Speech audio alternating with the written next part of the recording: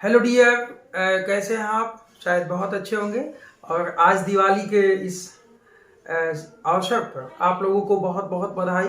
And माँ लक्ष्मी का आपके यहाँ वास हो, निवास हो, और आप जो है खुशियों से, धन धान्य से हमेशा एकदम, जिसको कहते हैं ना कि एकदम खुश रहें। माँ लक्ष्मी का वास हो। और आज दिवाली के दिन हम लोग एक बहुत ही इम्पॉर्टेंट टॉपिक जो पिछली क्लासेस में से हम लोग चल रहा था, आज इसको कवर किया जाएगा। डियर स्टूडेंट्स, हम समझते हैं कि ये टॉपिक रेशनलसिस है। और रेशनलसिस लास्ट क्लासेस में हम लोगों ने स्टडी किया था। रेशनलसिस returns on shareholder fund or returns on investment on shareholders fund or investment of equity shareholders fund. पिछली क्लासेस में हम लोगों ने स्टडी किया था। आज हम लोग उसी वे में अगला क्वेश्चन, शायद जो कल क्वेश्चन सॉल्व हुआ था वो हुआ था आपका 14, क्वेश्चन 14। आज हम लोग क्वेश्चन 15, क्वेश्चन नंबर 15, वही के.एल.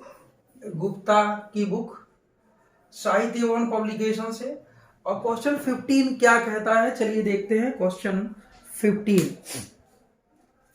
15 कहता है आपसे कि इक्विटी शेयर कैपिटल 4 लाख है। चलो मैं क्वेश्चन को लिख देता हूं पहले कि equity share capital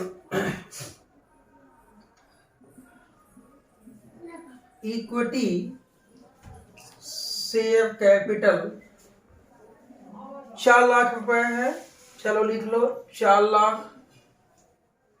preference share capital 1 lakh, यानी preference share capital 1 lakh. General reserves 1,89,000, यानी जनरल रिजर्व्स 1,89,000। 10% डिवेंचर्स 4 लाख के हैं। 10% डिवेंचर ये 4 लाख के हैं। उसके बाद करंट लाइबिलिटीज, यानी करंट लाइबिलिटीज, ये आपके क्वेश्चन में 1 लाख का दिया हुआ है। डिस्काउंट ऑन शेयर्स 5,000 है, यानी डिस्काउंट ऑन शेयर्स 5,000 है। Net profit after debenture interest but before income tax, net profit after interest but before tax देता है आपका 80,000। क्वेश्चन कहता है कि from following detail calculate gross capital employed and net capital employed, यानी यहां से पूछता है gross capital employed and net capital employed. Also returns दोनों के, चाहे वो नेट कैपिटल एम्प्लॉयड हो और चाहे वो ग्रॉस कैपिटल एम्प्लॉयड हो। ये क्वेश्चन है आपका।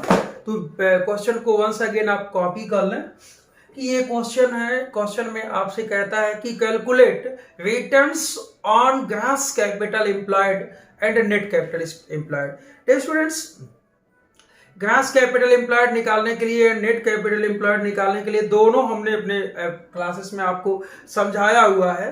तो आपने इसका जो ग्रॉस कैपिटल एम्प्लॉयड का है, gross capital employed means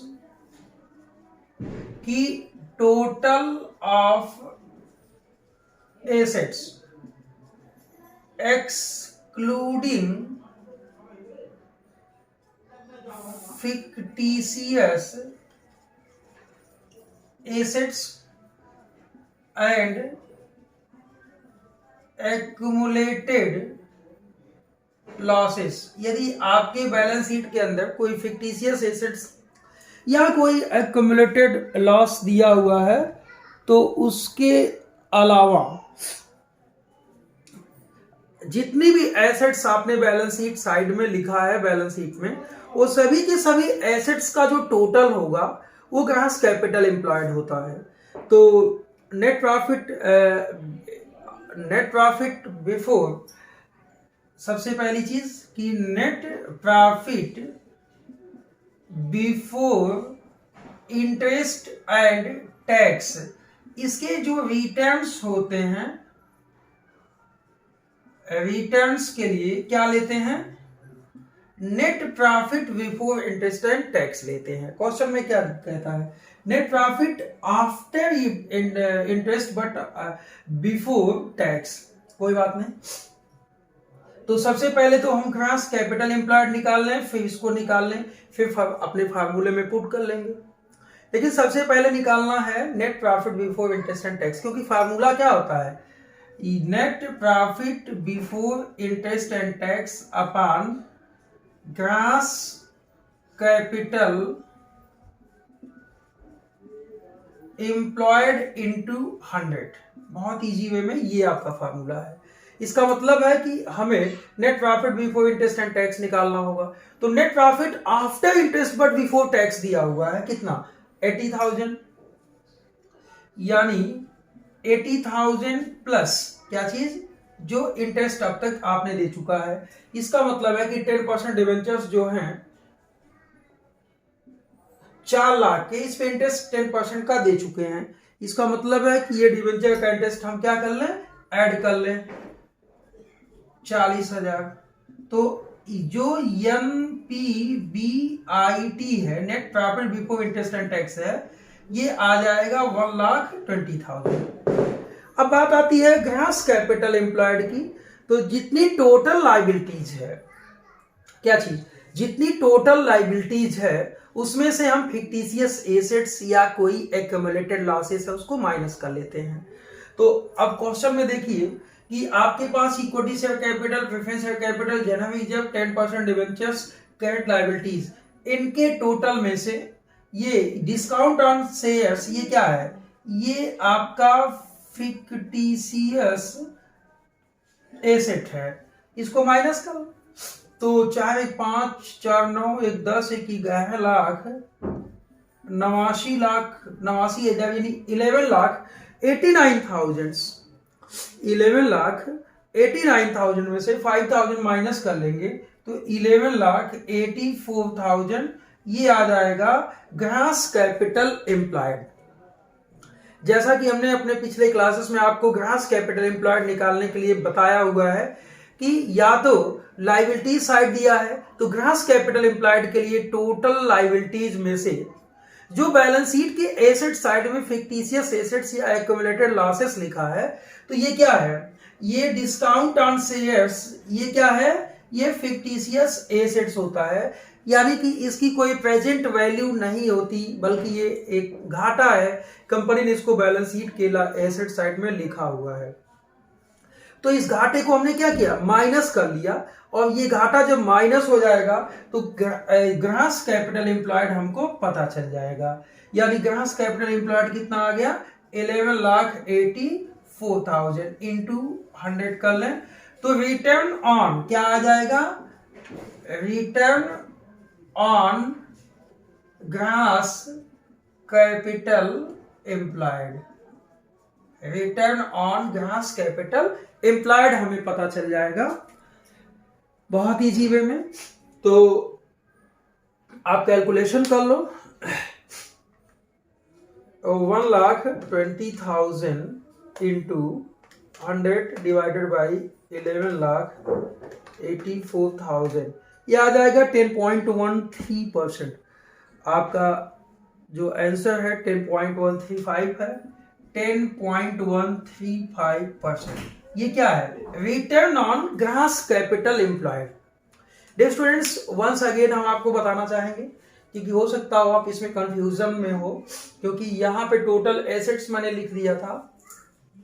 gross capital employed निकालने के लिए जितनी टोटल लायबिलिटीज है इसमें से क्या माइनस कर लें, fictitious assets and accumulated losses.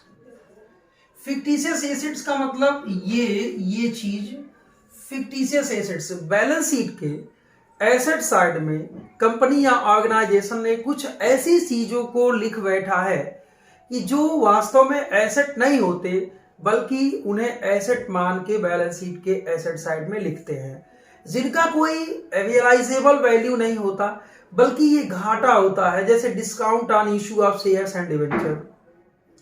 Profit आपकी नहीं हुई, तो यदि बिजनेस में लॉस हो गया तो इस लॉस को आप बैलेंस शीट के एसेट साइड में दिखा देते हो। तो बैलेंस शीट के एसेट साइड में दिखाने का मतलब ये है कि बैलेंस शीट आपका मैच हो जाएगा। लेकिन ये फिक्टिशियस एसेट्स ये क्या है, एक तरह से लॉस है, जो कि कभी न कभी मालिकों की पूंजी यानी कि शेयर होल्डर्स फंड या जो आपके इन्वेस्टमेंट हैं वहां से माइनस होगा, तब बिजनेस का नेट कैपिटल एम्प्लॉयड पता चलेगा। या बिजनेस का जो नेटवर्थ है, बिजनेस का जो शुद्ध मूल्य है, वो अल्टीमेट रिस्क बेयर्स, यानी कि अभी पिछली क्लास मैंने शेयर होल्डर्स फंड निकालते समय आपको बताया था कि जो फिक्टिशियस एसेट्स होते हैं, अल्टीमेटली फिक्टिशियस एसेट्स यानी intangible fictitious assets and accumulated losses को हम एसेट्स में से, या ये कहे कि जो टोटल लायबिलिटीज है ग्रॉस कैपिटल एम्प्लॉयड निकालते समय उसको एसेट्स, उस एसेट को माइनस कर लेंगे। और रिटर्न्स की बात है तो returns net profit before interest and tax होता है। ये हमने जब आपको फार्मूला आपको बताया हुआ है तो वहां पे समझाया था। तो आई होप कि ये फार्मूला और ये कॉन्सेप्ट आपको समझ में आया होगा। अब क्वेश्चन कहता है किसी में नेट कैपिटल एम्प्लॉयड निकालना है, तो चलिए नेट कैपिटल एम्प्लॉयड कैसे निकालते हैं। डियर स्टूडेंट्स, क्वेश्चन कहता है calculate returns on net capital employed, returns on net capital employed question बोलता है। आप यहां देखें, सबसे पहली बात, इसका फार्मूला होगा रिटर्न्स ऑन यानी नेट कैपिटल एम्प्लॉयड इंटू 100, ये फार्मूला होगा, या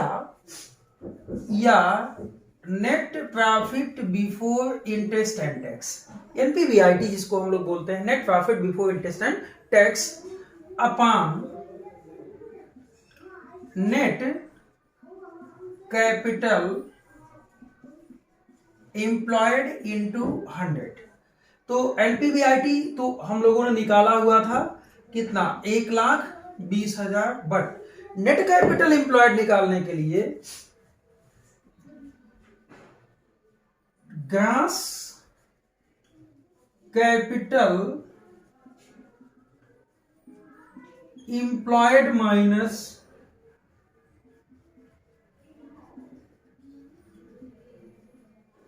करंट लायबिलिटीज।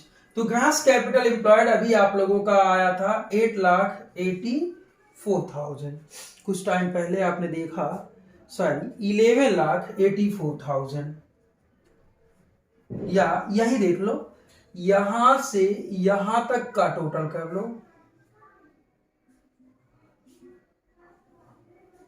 ठीक है। तो ये 4, 5, 1, 6, 4, 10, 11,89,000, इसमें 11,89,000 माइनस 5,000, ये हो गया 11,84,000।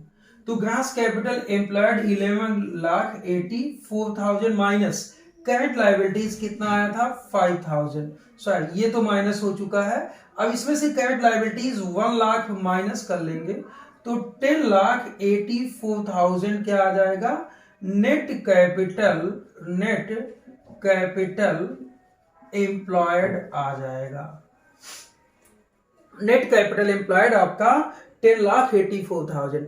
मैंने कैपिटल एम्प्लॉयड निकालते समय आपको बताया हुआ है कि ग्रॉस कैपिटल एम्प्लॉयड से जो चालू दायित्व हैं यानी करंट लायबिलिटीज है, आप इसको जब माइनस कीजिएगा तो आपको नेट कैपिटल एम्प्लॉयड पता चलेगा। क्योंकि कुछ अकाउंटेंट्स ये कहते हैं कि बिजनेस में जो कैपिटल इन्वेस्टमेंट किया गया है यानी कैपिटल जो इन्वेस्ट किया गया है, कैपिटल की मीनिंग होती है लॉन्ग टर्म, और शॉर्ट टर्म जो लायबिलिटीज होते हैं ये कैपिटल नहीं कहे जाते बल्कि ये वर्किंग कैपिटल के पार्ट होते हैं। इसका मतलब है कि इनका पेमेंट बहुत जल्दी देना है, तो इनका रिटर्न्स हमें नहीं देखना चाहिए, बल्कि रिटर्न्स हमेशा नेट कैपिटल एम्प्लॉयड पे देखना चाहिए, यानी कि उसमें से ग्रॉस कैपिटल एम्प्लॉयड में से करंट लायबिलिटीज को माइनस किया जाना चाहिए।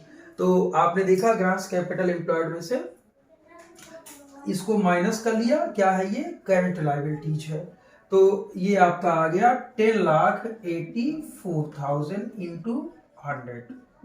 तो आपका फार्मूला है 1,20,000 इंटू 100 डिवाइड बाई 10,84,000। ये 11.07%, 11.07% ये में भी आपका आंसर होना चाहिए। तो डियर स्टूडेंट्स, अगर क्वेश्चन में आपसे रिटर्न्स ऑन कैपिटल एम्प्लॉयड पूछता है, तो पहले आप उसका रिटर्न्स देख लें। रिटर्न्स कितना होगा, रिटर्न्स क्या होगा, returns means net profit before interest and tax. क्यों, क्योंकि ये जो कैपिटल इन्वेस्टमेंट आपने यहाँ पे फाइंड किया है, इसमें 10% डिवेंचर भी इसमें इन्वॉल्व है, यानी इनके इंटरेस्ट को भी रिटर्न्स में इन्वॉल्व किया जाएगा। सो आज की क्लास इस पे बंद किया जाता है।